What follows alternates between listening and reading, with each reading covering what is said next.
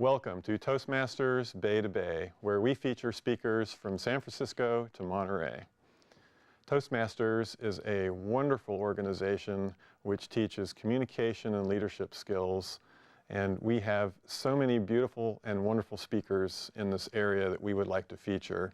And today we have two speakers who are going to inspire us. Our first speaker today is Kannappan Singaram. And he's going to be giving the speech from project number 10 of the Competent Communicator Manual. The project objective is to inspire your audience. The title of his speech is Make It 100. Please welcome Kannappan.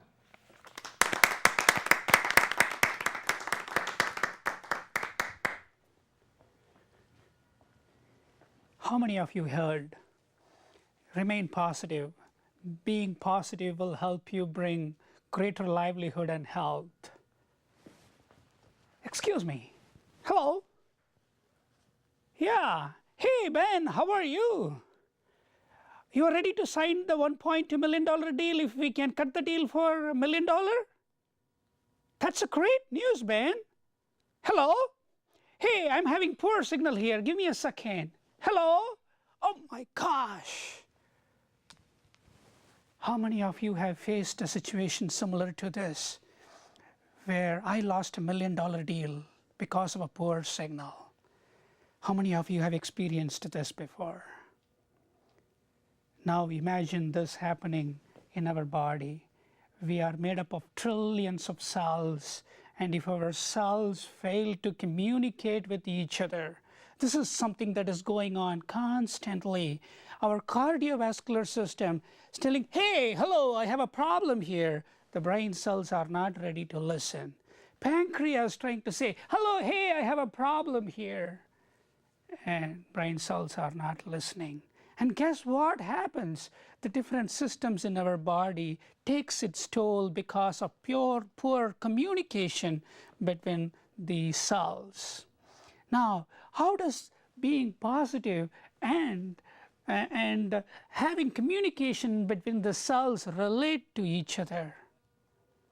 That's the $1 million question. Scientists are able to now uncover, and they are able to discover that as part of the cell's reproduction, as part of the cell's function in our body, they go through this process of producing energy. And as part of that, they produce something called as redox. Reduction and oxidation. One part of the cell donates an electron, other part of the cell accepts the electron. As long as this process is balanced, our cells remain healthy. Now, coming back to staying positive, many a times we have seen in our life that we go through ups and downs. Few years ago, I was very, very healthy, and something changed in my life, and because of that, I had to travel from coast to coast. When I had to travel coast to coast, my body took its toll because I carried red eye. And that was when my very good friend of mine said, Kannappan, today we are constantly exposed to severe conditions and we treat our body pretty cruelly. We ignore the body's need and we tend to stay outside. But fellow Toastmasters, think about this. Can we simply ignore the competition and take care of the body?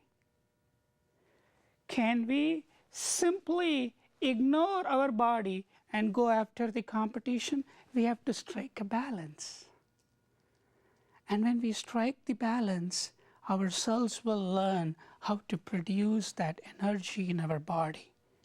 Now, what is this redox? Let me show you in a quick second the emerging signs so we can understand the importance of staying positive. Many a times the speakers and self-improvement gurus have spoken about being positive.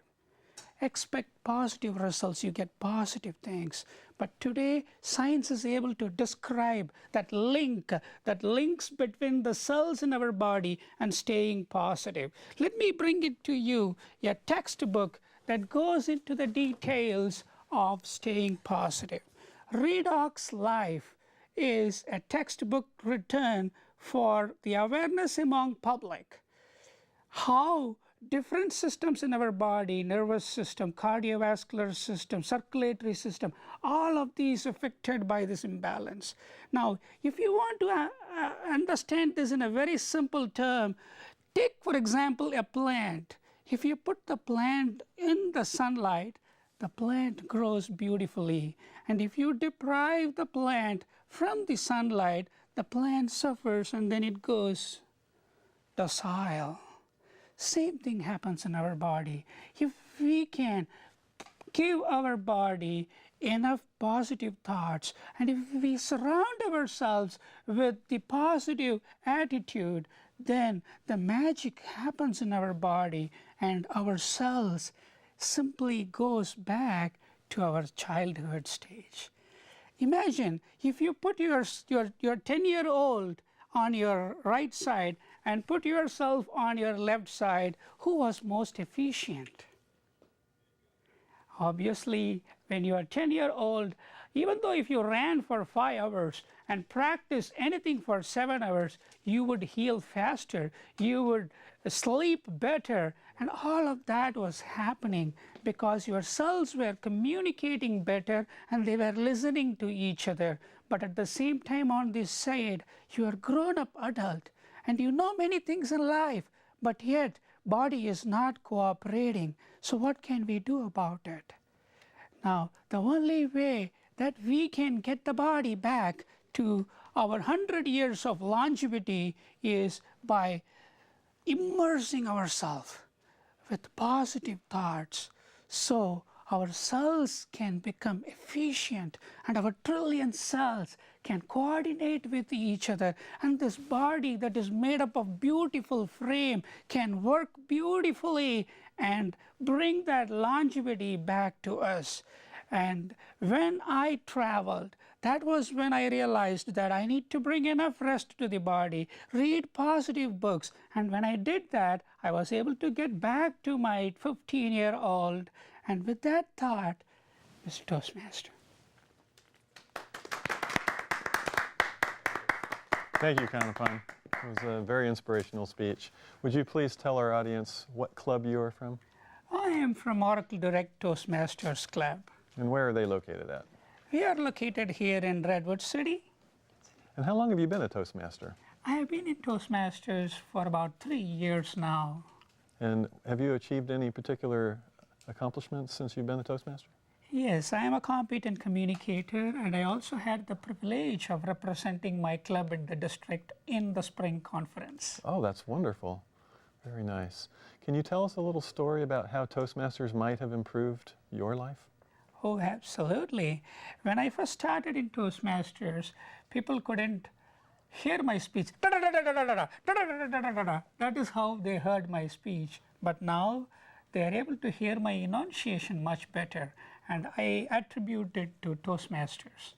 Very good. Thank you so much for Thank you for having me here wonderful today. speech. Evaluating Kannappan's speech today is Ravi Ganesan.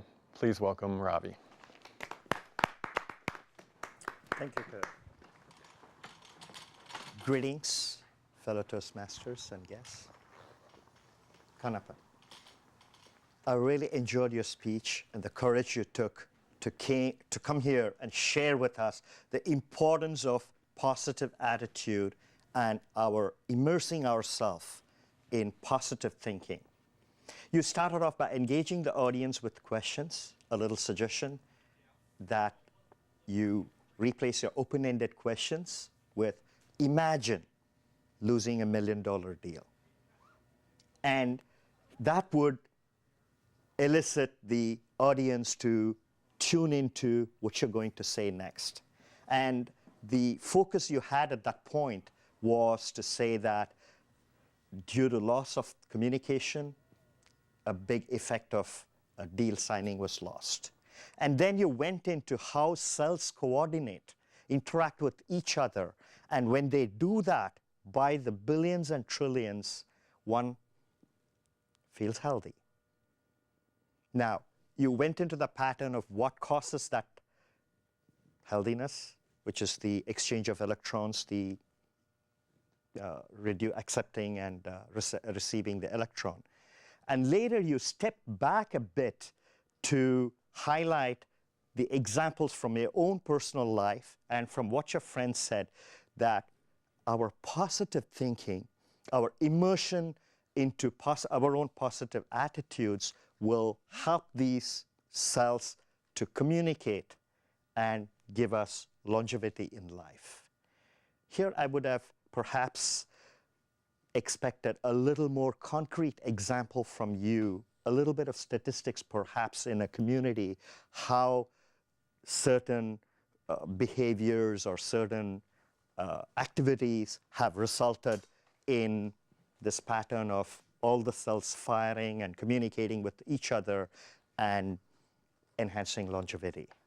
You did inspire me that I need to read good, positive, attitude-related material and immerse myself into complete positive thinking so my cells can feel positive, make me positive, and it's a cycle that works on itself. Thank you, Toastmaster. Thank you, Ravi. Let's watch a brief clip from the 2005 World Champion speaker, Lance Miller.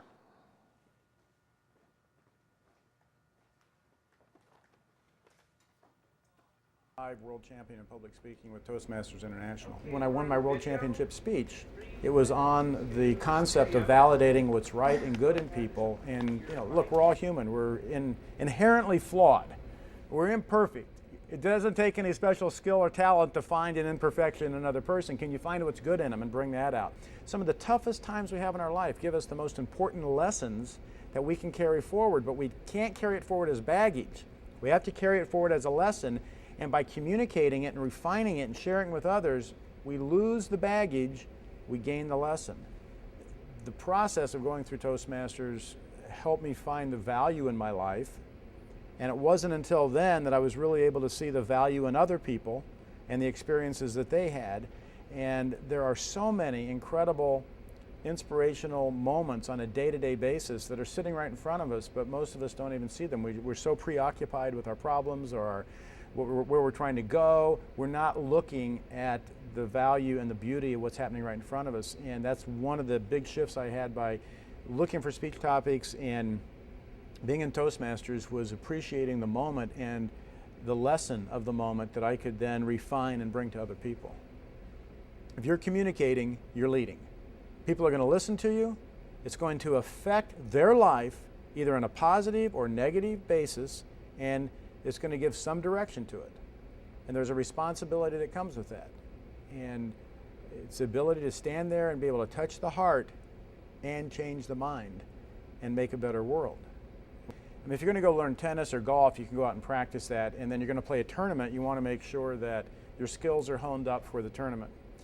But there's the tournament of life that we get up every morning and walk out the front door to go do. When do we get an opportunity to practice those skills so that we can continue to excel, but we don't make the mistakes in the tournament, which is on the job, in the community? Toastmasters gives us that environment where we work on our leadership skills, work on our communication skills, we make mistakes, we screw up, we fail, we find our weaknesses, we strengthen those weaknesses, we identify our strengths, we know there are strengths, so when we go out in the world, we can actually lead and speak. I'd always had a passion for speaking, but I never really knew if I was doing it right or not. And when I came into Toastmasters, I saw the component parts of how all these things work. And with that, as I started to learn those, it started to affect other areas of my life in a very positive and dramatic way.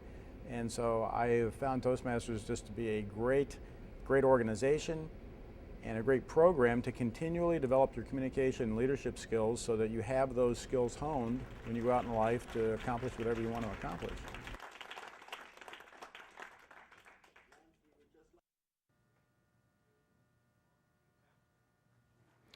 Our second speaker today is Luis Velasquez. He also will be giving his speech from project number 10 of the Competent Communicator Manual to inspire his audience. Please welcome Luis.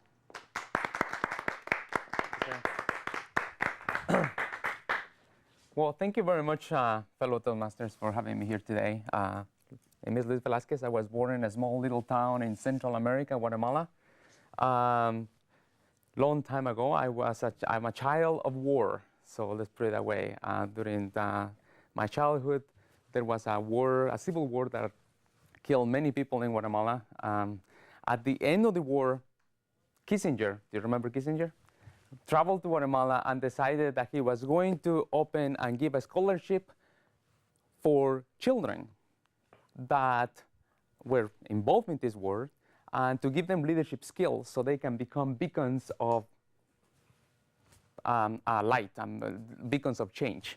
And I was one of those kids that was elected. You know, I came to the United States in 1987, and they put me to school. I went to Kings River Community College, and I got my Associate of Science degree in the food science. So then I went back to Guatemala because that was the deal. You know, I mean, they will put you here, but then you go back, and when you go back, then you'll become a beacon of change. And that's what I went to do. You know, I started working, and then I realized that, you know, I needed to finish my education, and decided, you know, I need to go back to school. I need to finish my bachelor's. And I went to every single embassy Guatemala had at the moment. You know, I went to the Egyptian embassy. I didn't know that they have so many travels, you know, no money to pay for anybody. I went to the Greek embassy. I didn't know that they were in recession all the time. I went to, you know, every single embassy in Guatemala. And it turns out that I got 3 scholarships. One was in a university in Australia. The other one was in Israel. And the other was to come back to the United States. The difference between the scholarship was that in the one in Australia was a terminal degree, so I would get my engineering degree, and the United States as well. But the difference is that here they will pay for my transportation.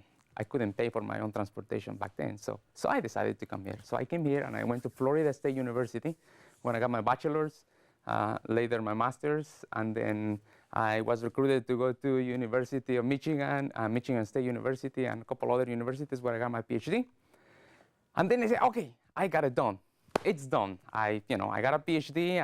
I've been hired by one of the most prestigious universities in the United States. It's called Rice University in Houston, Texas. And I said, I'm ready to rock and roll now. I married a beautiful woman, and then something happened. You know, you never know they say, how Forrest Gump used to say, you know, life is like a box of chocolates. You never know what you're gonna get. And then all of a sudden, I was given a brain tumor. And unfortunately, you know, with a brain tumor, I couldn't do my job anymore as a professor. You know, I was done. I couldn't remember simple math. I couldn't do anything. And I was like, oh my God, now what am I gonna do? I was so afraid of what's gonna happen, you know, and change happens and fear happens all the time. And I'm like, now what? Now what am I supposed to do? I survived the tumor. My marriage did not. That's another thing that hit me right there at the same time. So at one moment, I was jobless, houseless, and basically all by myself. And what am I going to do? So, you know, I started doing I went through the brain surgery. I finished. Thank God they extracted most of the tumor. And then I decided, I need to do something with myself. And I started to run. And for some reason, running gave me a lot of hope. Like Forrest Gump, you know, I would go running, you know, just like that. And I became a marathon runner. I mean, since 2005 to now, I run over 90 marathons and ultras, and all the way from 50 miles to 100 miles. Just last weekend, I went to do an ultra marathon in Arizona. But anyway, so the point is that when I think about it, you know, I mean, I tell people my story. They say, wow, you had a hard life. And I'm like, yeah, I mean, you can say that. But at the same time, I had a lot of change happen in my life. And I was afraid at so many moments. But I look at my life right now, I realize I don't know what happened to me, but I was never totally afraid of what was going to happen. I knew that things are going to be okay, regardless. And then I said, okay, I need to figure out how is it that I did this? And I came up with 5 things. One is change happens. Regardless where you are change is going to happen all the time. Fear happens. You're going to be afraid all the time. The most important thing is what do you do when you are undergoing change and when you are being afraid of something. The next thing is that you don't have to do it alone. Whatever you're going through, I mean, if it's a bad relationship, loss of a job, or getting a new job, or a promotion, you don't have to do it alone. You have to find someone that already solved your problem, because there are people out there. I train people all the time, and I tell them, you're doing a disservice to yourself if you pretend to do this by yourself. You won't be able to do it. So you cannot do it alone. The other thing is you are stronger than you think you are. And this is, most of us undervalue ourselves a lot. And in the sport that I am in, I do ultramarathons, it's incredible to see you're going like mile 75 or 100 miles, and you have 24 miles, and you're in the middle of the night, and you're like, I cannot take another step. And you usually can. You actually take another step and you finish the race. So you're stronger than you think you are. The other thing that I have found very helpful is you gotta find your passion. Because when you do something with passion, it's very, very low risk. My passion is running. I love to run long distances. I go run sometimes. I said, I'm gonna go have breakfast in San Francisco, and I just get on my feet and go to eat in San Francisco. If you do that, if you do those 5 things, if you find your passion, if you remember that you don't have to do everything alone, and if you remember that you're stronger than you think you are, you can go through change, and you can go through anything basically in your life. And with that, I just want to close. Thank you very much for the opportunity to speak here tonight. Thank you, Luis. Thank you. Thank you very much. Very nice and inspirational speech. Thank you. I hope you like it. It's very nice. Can you tell us what club you're from? I am from ProMaster in Foster City. We meet at 8 o'clock and 7 o'clock every Thursday at Mimi's Cafe. How long have you been a Toastmaster? 3 months. Wow, pretty impressive. Yeah, about 3 months or so. Yeah. Very nice. Yeah, thank you. Once again, thank you so much. I appreciate it.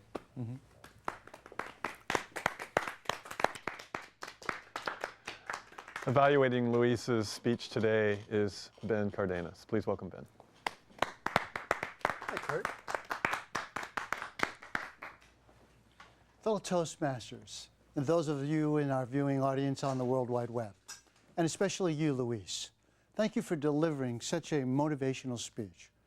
The content was terrific, the organization was very good, and I love the message, particularly, you're not alone. Rather than actually take each part of the speech and look at the content, I'm going to first address some of the things that I really enjoyed about your speech. For example, you came up here confident, you had poise, and you had this immense smile that just lit up the entire studio. We could feel the joy and how much pleasure you actually have in your life today. I would think that in communicating that, it was very fast-paced. It was very, very quick.